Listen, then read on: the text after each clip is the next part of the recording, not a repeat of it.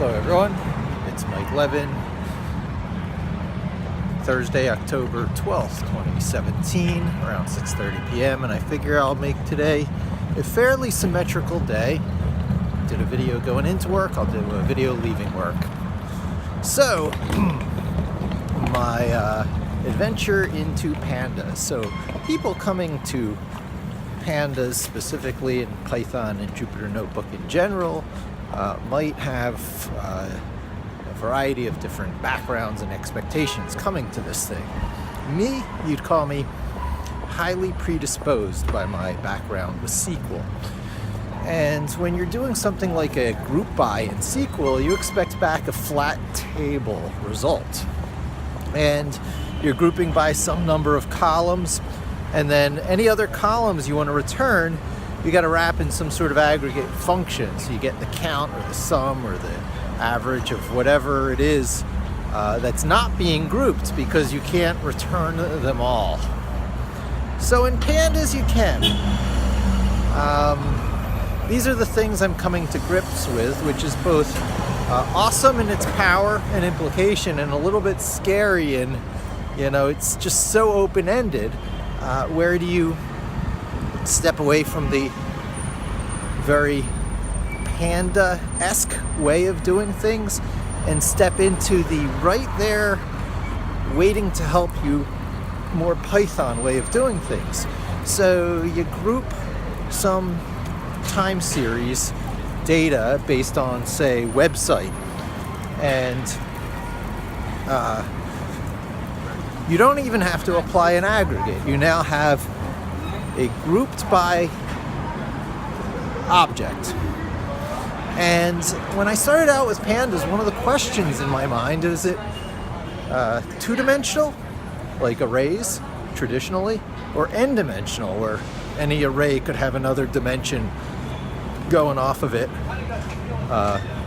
or the whole thing could have a z-axis. There's different ways of implementing it based on the shapes you're trying to create.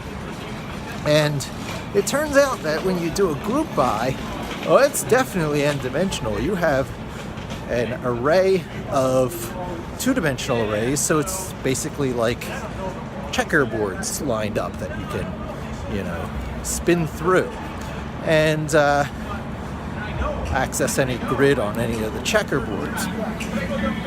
So there's ways I would do things in SQL, which, because it was generally outside the more powerful host systems programming language, you had to have gateways in between SQL and the host language in order to do stupid data tricks that exceeded the obvious native capabilities in SQL. These imperative languages, there's usually ways to do what you want to do if you're willing to go through enough convolutions and use enough built-in proprietary features provided by the vendors. So with Microsoft SQL Server these days, I think it's .NET and all these languages that are just like seamlessly blended in and integrated to allow you to do some pretty amazing things at the expense of hardwiring yourself to being a Microsoft person forever forward.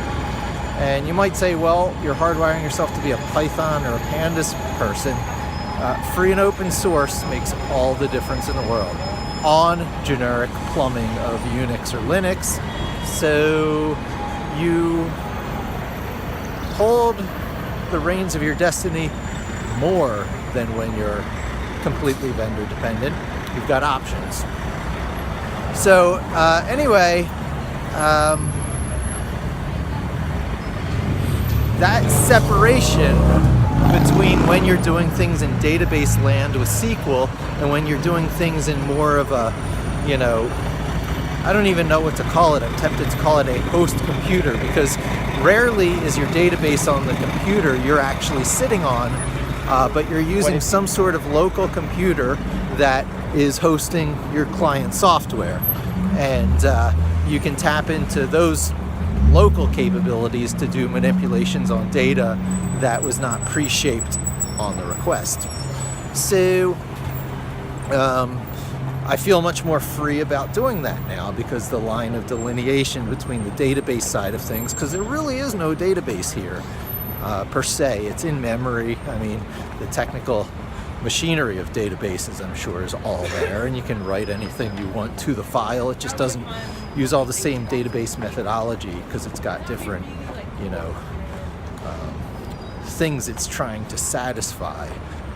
Pandas can very often be like fire and forget. It's working in batch file mode. There we are again with those batch file to real time to excess capacity discussion. It's always going to reoccur with me because, you know, what we're doing is we're struggling our way through creating a new batch file process.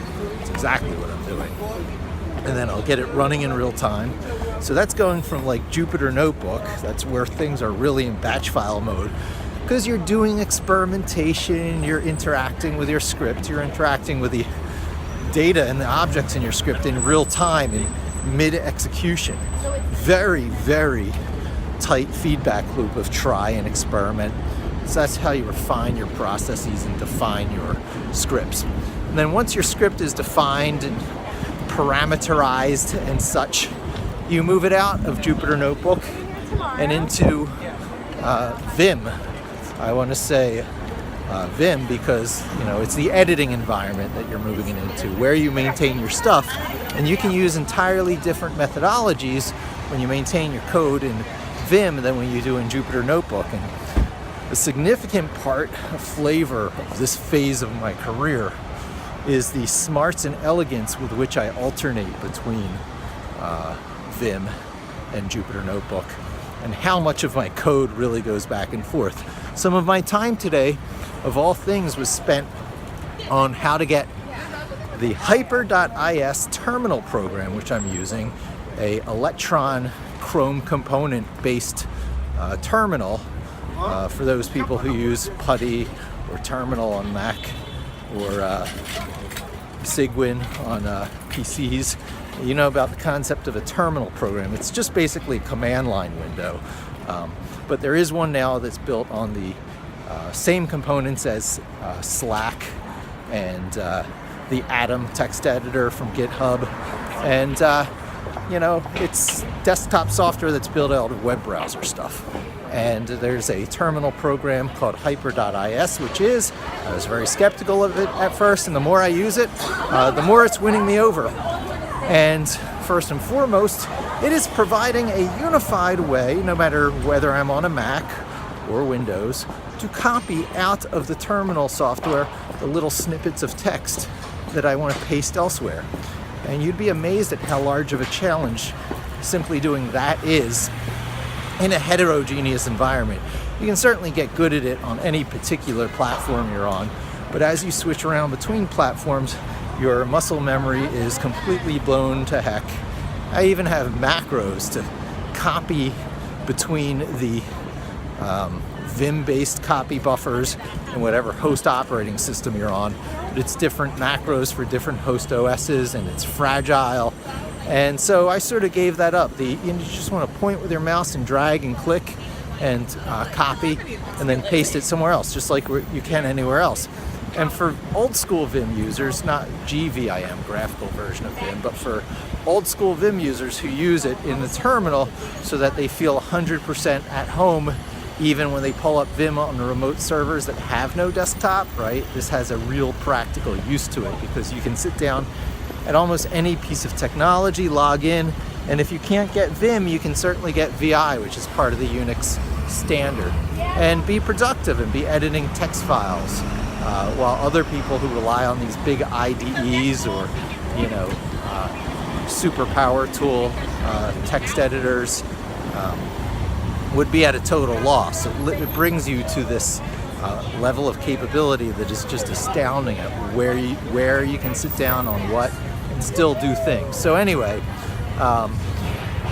the big downside of those text-based terminals is copying out of them is a real pain, and I don't want to make this video all about that, but by being able to copy and paste between terminals with Vim and Jupyter Notebook in a web browser, I can move bits of code back and forth real fast. And the way I factor software for automation is considerably different than the way I do during experimentation. The most important thing is that getting that access to those variables and getting that actual interactivity and interruptibility and continuability in Jupyter Notebook tends to require not using functions. So what I copy and paste from Vim to Jupyter is the stuff inside the functions, which unit testers would recognize as enough to do scaffolding, so that I'm feeding the right input to the functions. But there is no function once it's in Jupyter Notebook, so it just executes top down. And then if I have includes, well, that's the pain, because I have to bring over those modules and packages from whatever other places I'm using them. And if that's where the updates are occurring, that becomes a real challenge. But I could ramble about these little details for an hour. But the point being is that the more I use Jupyter Notebook, the more I appreciate both Vim and Jupyter Notebook. I'm starting to get the keyboard shortcuts of Jupyter Notebook into my fingers, so as they say in the Vim world. And it's pretty awesome. I have to say, Windows 10 snapping, whatever they're calling that ability to make Windows just perfectly go halfway and then pick up the seam and move it and have both programs resized. Windows 10 has got their user interface down. It's a little bit more pleasant than a modern Mac, I have to say. And I'm of course using the Ubuntu Bash shell on the Windows 10 side. So those windows that I'm running Vim from on the Windows side, when it's local, when I'm not connecting to a remote server, I still have the entire Linux-like tool chain, so I can git clone from my GitHub repos, no problem. I can apt-get any missing components, pip install, just like being on a Unix system. Except for the lack of 256 color Xterm, it's indistinguishable from being on a real Linux system, with the additional exception of graphic software, which I don't use anyway. You use this sort of environment to use the console tools. So anyway, I'm at the subway now and I'm heading down, so that is my discovery for today. It's like Pandas is like having SQL, but when complex shapes can be preserved in process, they have a lot more depth to them, and you have a lot more ability to do sophisticated processes iterating through these shapes than I've ever encountered on SQL. I think I'm going to like Pandas. Thanks for joining me. Hope to talk to you again soon, and don't forget to subscribe.